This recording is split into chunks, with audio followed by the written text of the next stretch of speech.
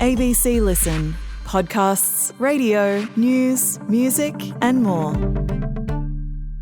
You can do quite a lot with 3.5 hours of live radio. Welcome to Radio National Breakfast. Cyclone Trump has well and truly hit the Middle East. We cannot leave Belarus's consolation prize for Putin. Mr. Trump's decision really shocked us. If I can use the word bollocks on air, I'd use it. It's almost a redraw of the space race here between America and China. It is fascinating. So catch up on the morning's news with a new podcast, The Breakfast Wrap. Search Radio National Breakfast in the Listen app and we'll see you there.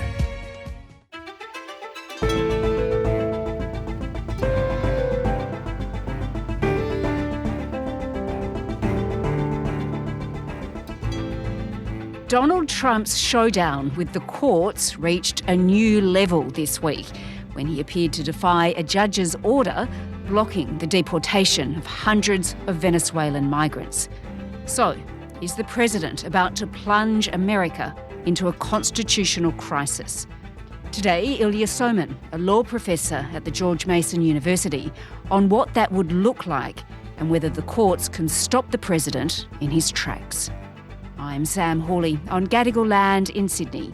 This is ABC News Daily.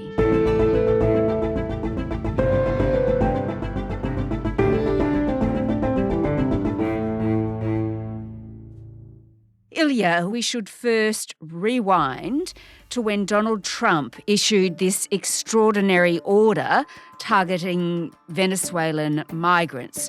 What was he demanding in that order? So in this order, he invoked the Alien Enemies Act of 1798, which had previously been used only during times of actual declared war. And it allows detention and deportation of migrants with little, if any, due process. But it can only be used if there is a declared war, which right now we don't have.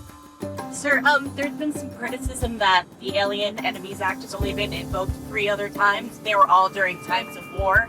Do you feel that you're using it appropriately right now? Well, this is a time of war because Biden allowed millions of people, many of them criminals, many of them at the highest level. They invaded our country. So this isn't, in that sense, this is war. And so he has deported at least 137 migrants to El Salvador, claiming that they're members of the gang, even though they haven't had any opportunity to have a kind of hearing to contest that claim. In many respects, it's more dangerous than war because, in war, they have uniforms. You know who you're shooting at. You know who you're going after. And they're currently imprisoned in El Salvador in that country's horrible prison system. Video released by El Salvador's government showed men shackled and struggling to walk as they were transferred to a notorious Supermax prison. And just tell me, why were they sent, these migrants, to El Salvador? Because the Trump administration has cut a deal with the president of El Salvador where in exchange for the U.S. government paying them about $6 million, they have agreed to detain these migrants, imprisoning them for a year or longer in their horrible prison system. Yeah, and as you say, he's used this very old law. And obviously, America is not at war with Venezuela, where these migrants have come from. But Donald Trump argues that America is at war with this gang. He doesn't even claim that we're at war with the gang. Uh-huh. He claims that what the gang is doing qualifies as an invasion or a predatory incursion. But an invasion is, as understood in the 1790s and even today, is an organized armed attack, right? The kind of thing that, that Vladimir Putin did to Ukraine. It's ironic that this administration is too blockheaded to recognize that Vladimir Putin invaded Ukraine, which is a real invasion and a real war, Yes. but then is ginning up a fake invasion by claiming that organized crime drug gangs, are the same thing as an invasion. And, the members of this gang, they are bad people, but ultimately they are engaging in ordinary sort of black market criminal activity. It is not an invasion. And as you say, there's been no due process. And some of the lawyers for these men say they're not even members of that gang. Yes. So the administration has provided no proof that these people are members. All we have is their unsupported word. And there was no trial or hearing or any kind of due process provided to them to give them the opportunity to show that, maybe they're not actually members of the gang.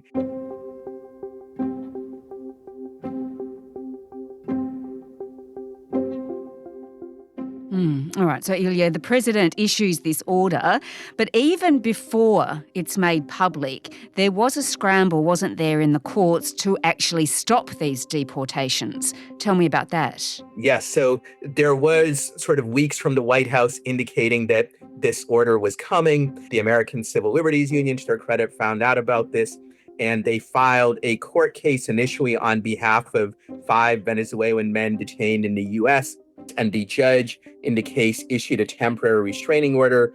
But a few hours later, the judge expanded the order to block deportation of any Venezuelans who might be in U.S. custody and who otherwise might be deported using the Alien Enemies Act. And at the time he issued the order, there was actually 2 planes in the air carrying some of these men to El Salvador, and another plane that took off shortly afterwards. And the administration chose not to turn those planes around, even though the judge had said, verbally at least, that any planes in the air carrying such people should be turned around.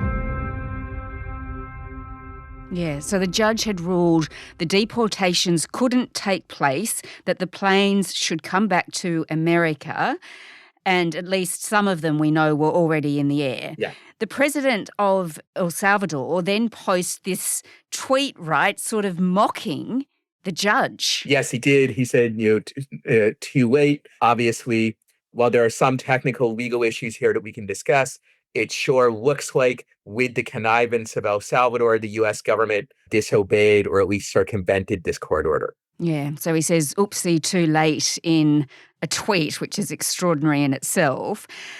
So this is when it all gets rather heated though, isn't it? Because the Trump administration then argues that it never violated the judge's orders. This administration acted within the confines of the law, again, within the president's constitutional authority and under the authority granted to him under the Alien Enemies Act. We are quite confident in that, and we are wholly confident that we are going to win this case in court.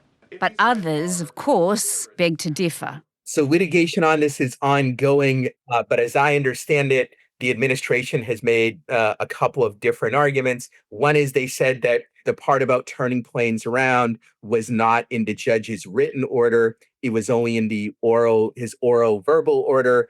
I think that sort of this distinction between oral and written orders is specious, but I admit I'm not fully expert on all of the technical protocol involved in such matters. The second and more pernicious argument that they make is that the judge doesn't have jurisdiction over planes in international waters, and the planes that were in the air were over international waters in the Gulf of Mexico. And this argument, I think, is pernicious because it's fairly well-established law that U.S. government-owned planes in international waters are, in fact, under the control and jurisdiction of the U.S. government. And that means courts can issue court orders relating to things that go on in those planes. If there is no judicial jurisdiction here at all, if you take that argument seriously, that would enable the U.S. government to engage in horrible human rights violations on ships or planes that are in international waters, and then claim that nobody could challenge that in court because there is no jurisdiction.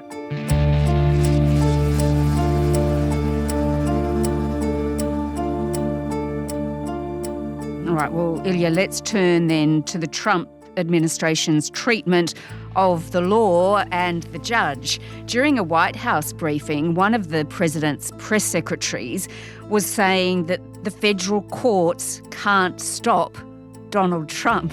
What does she mean by that? So I don't know for sure what she meant. You can interpret it in different ways. But one possible dangerous interpretation is that they simply don't want to obey court orders that go against them. A more benign interpretation is that they simply think that what they're doing is legal and that they will ultimately prevail on appeal. Nonetheless, it is possible that we'll get to a crisis point where they are openly disobeying court orders. And even now, they're at least skirting the line. Trump's border czar, Thomas D. Homan, doesn't seem to think it's a problem either. He was actually speaking on Fox News. We're going to make this country safe again. We're not stopping. I don't care what the judges think. I don't care what the left thinks. We're coming. And all of this led really to Donald Trump demanding that the judge be impeached. Incredible. Yeah, so he and Various administration-connected people, including Trump, have said that judges who rule against him should be impeached. It is very unlikely that such impeachment is actually going to happen. The Republicans have only a narrow majority in the House of Representatives, and even if they manage to push the impeachment through that, an actual conviction removal of the judge would require a 2/3 vote in the Senate, which is almost certainly not going to happen. So actual successful impeachment is unlikely. Nonetheless, this may be part of an effort to try to intimidate judges. The Chief Justice of the Supreme Court, John Roberts, has said that impeachment of judges merely for ruling against the government is inappropriate, so as to make sure the government has not violated the Constitution and other laws. All right. And the attacks against the judge, they're really concerning, right? In some cases, they're calling him a terrorist sympathizer. At this point, there is concern about the safety of judges in America. There is, a risk here, particularly in situations where, the president and some of his political allies are saying things that are awful and inappropriate. They are not saying that people should kill or attack those judges, but some of their supporters could potentially interpret it that way. All right. Well, Ilya, this really does seem like a flashpoint in the larger debate over presidential power and the role of the courts. What would tip this into a constitutional crisis? Explain that. The most obvious way that it could become a constitutional crisis is if they start openly disobeying court orders, or alternatively, if even after judges continue to push them to obey, they still continue to disobey even without explicitly saying so. If they do it, especially if they do it any kind of large scale, then that would cause a serious confrontation between the two branches of government, and it could easily result in a broader crisis. Right, okay. And what about the Trump administration continuing to use this very old act, the Alien Enemies Act? So if they use it despite there being court orders against it, then that would be a serious problem. I am hopeful that courts will continue to rule against its use because, for the reasons that I mentioned earlier, it is in fact illegal. And if it were allowed, it could lead to dangerous abuses of power. But if the Trump administration continues to lose in court and yet nonetheless, does additional deportation flights and the like using this authority, then, that would be both a serious problem and a serious instance of lawlessness in and of itself. And it would be dangerous in terms of what it portends for sort of the broader future of the rule of law in the U.S. So how likely do you think it is then that the Trump administration could plunge the country into a constitutional crisis at this point? I don't know, but the very fact that we can't rule it out is already bad. In any liberal democracy, or the US or Australia, we want the government to be bound by laws, particularly constitutional restrictions on its powers. If the government can simply disobey court rulings that it doesn't like, then effectively it is no longer meaningfully bound by the Constitution. And that's a threat not just to the civil liberties of migrants, but of everyone in the US or within the reach of US power. Hopefully it won't get to that point, and hopefully the administration will be forced to back down. But again, the very fact that we're seriously discussing it is already not a great sign.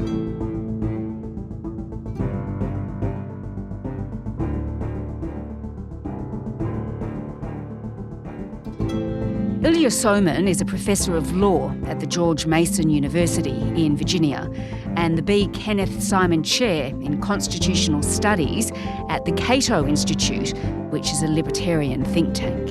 This episode was produced by Sydney Peed and Adair Shepherd.